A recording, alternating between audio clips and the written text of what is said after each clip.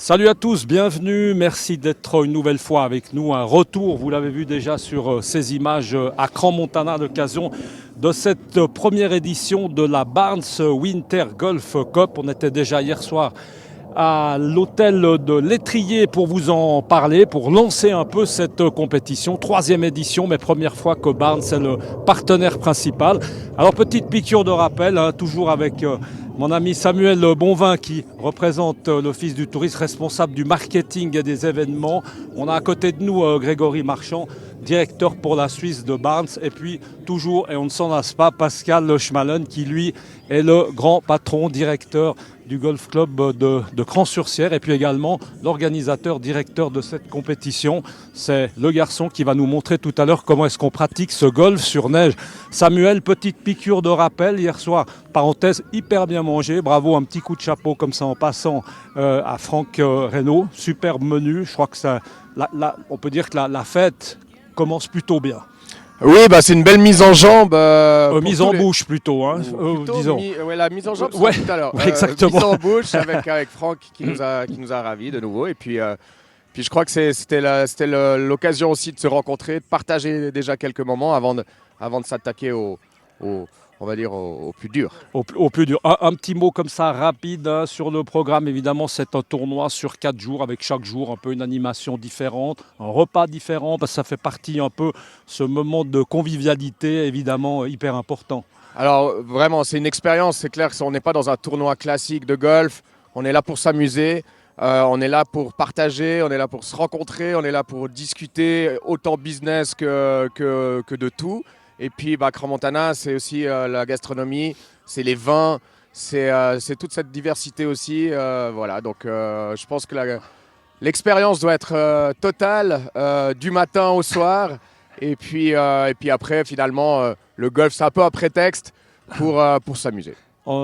Parle-nous un peu c'est une petite piqûre de rappel par rapport à cet événement dans le grand planning. Combien d'événements Alors, il y a plus de 90 événements par année à Crans-Montana. C'est vraiment une destination 4 saisons. On commence au 1er janvier, on arrête décembre. Et je crois que chaque mois, il y a autant pour les familles que pour les sportifs, que pour les gens qui aiment la culture.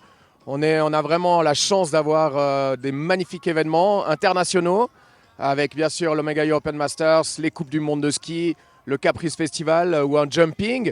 Et puis après, il y a plein d'événements comme celui-ci qui, autant aussi dans le terroir, des Alpes, des événements musicaux classiques. Enfin bref, on a énormément de chance. Le prochain, ici. Comme ça, qui te vient à l'esprit le prochain, je dirais le plus gros, c'est les Coupes du Monde de ski. Ah oui, tout simplement. On avait oublié que ça skiait un peu en parallèle du golf. Mais si on reste dans la gastronomie, on a un événement qui est assez sympa, c'est le Ski Food Safari. Et c'est la découverte en fait, de plein de chefs sur les pistes de ski. Donc on va boire un petit verre, on a une petite suggestion culinaire. Et puis on découvre et le domaine skiable, et des terrasses, et des gens incroyables sur le parcours. Donc ça me plaît assez bien comme formule, et surtout si on peut peut-être venir sans les skis, ça me plaît encore plus, juste pour le petit verre et pour manger. Voilà, on va passer le micro à Grégory. Merci Samuel, reste un tout petit peu avec nous. Grégory, merci d'être avec nous. On a l'habitude de t'avoir sur l'antenne dans les voitures historiques à Morges, au concours hippique, un peu partout. Ça c'est le rôle tout simplement déjà pour commencer d'un directeur suisse. Il faut qu'il se balade un peu. Oui, puis ça montre qu'on a une présence assez importante tout autour de la Suisse, mais notamment en Suisse romande, avec 19 agences. Et puis une agence qu'on adore, et j'adore y venir, c'est Crans-Montana, parce que comme tu vois, ça nous change un petit peu de Genève et du bord du lac, et puis c'est très agréable. Beau panorama. On aura l'occasion de plus parler de Barnes tout à l'heure, parce qu'on va se retrouver dans un autre contexte. Justement, ce sponsor principal, forcément, ça correspond à quelque chose. On peut imaginer que les joueurs de golf peuvent être forcément les clients potentiels de Barnes. C'est un peu comme ça qu'on raisonne quand on est chez Barnes. Oui, en tout cas, on peut dire que le golf est quelque chose qui est un sport avec des valeurs qu'une marque immobilière peut partager. Une marque internationale, et le golf, c'est un sport international. D'ailleurs, aujourd'hui, il y a des invités locaux, mais on a aussi des Mexicains. On a un client mexicain qui est là, donc c'est quand même assez incroyable. Donc là, le but, on profite évidemment d'inviter.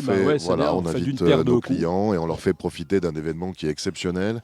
Ça fait 3 ans qu'on est aux côtés de Samuel et de ses équipes par rapport à cet événement. Et ça fait depuis cette année qu'on a souhaité essayer d'être encore plus présent, alors visuellement effectivement, puisque la compétition maintenant s'appelle la Barnes Winter Golf Club, mais surtout pour marquer aussi que vraiment c'est un événement qu'on adore.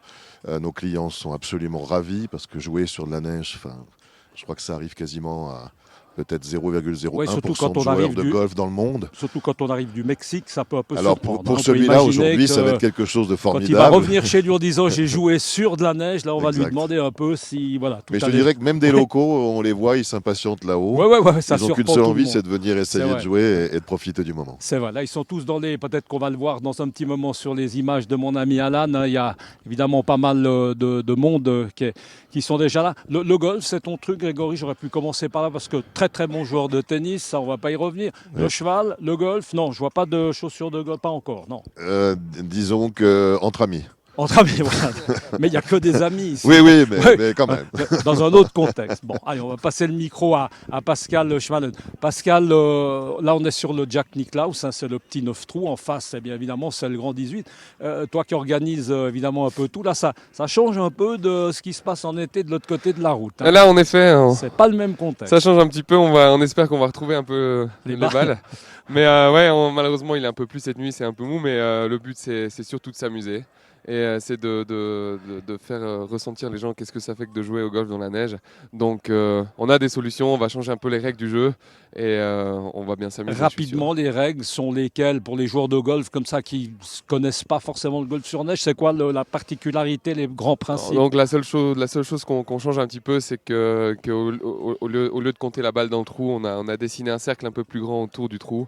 Et pour faciliter le jeu aujourd'hui, vu que c'est des conditions un peu plus difficiles, on va compter la balle scorée quand elle est dans un petit cercle qui est un peu plus grand que le trou normal. Alors moi personnellement ça me convient bien parce que ce qui m'a toujours un petit peu énervé c'est de mettre la balle dans le trou. Donc là si du coup il n'y a plus de trou, c'est vrai que ça peut... Voilà. Il est un petit peu petit. Il est même un peu plus grand. Ça peut être sympa le golf sans la mettre dans le trou, j'aime assez. Au niveau technique, qu'est-ce qui change pour de nouveau on s'adresse à des joueurs de golf, on a le même swing, non? C'est une autre approche, c'est une autre touche de balle Il faut être un peu plus délicat je pense et puis comme on est quand même sur de la neige, ça glisse. Donc il faut essayer de bien s'ancrer dans le sol. Parce qu'avec l'inertie du mouvement, on a tendance à se déplacer. Puis, il faut essayer de taper la balle d'abord et ensuite la neige et pas l'inverse. Parce que sinon, la balle, elle ne va pas aller très loin. Donc, elle ne va pas aller très loin. Voilà. Alors, démonstration. On va repasser le micro juste pour qu'il le tienne. Voilà, Samuel. Démonstration. Pascal Schmalen au départ du trou numéro 1. Et on le rappelle, eh bien, on va suivre aujourd'hui pour vous la première édition de cette Barnes Winter Golf Cup en direct de Crans-Montana.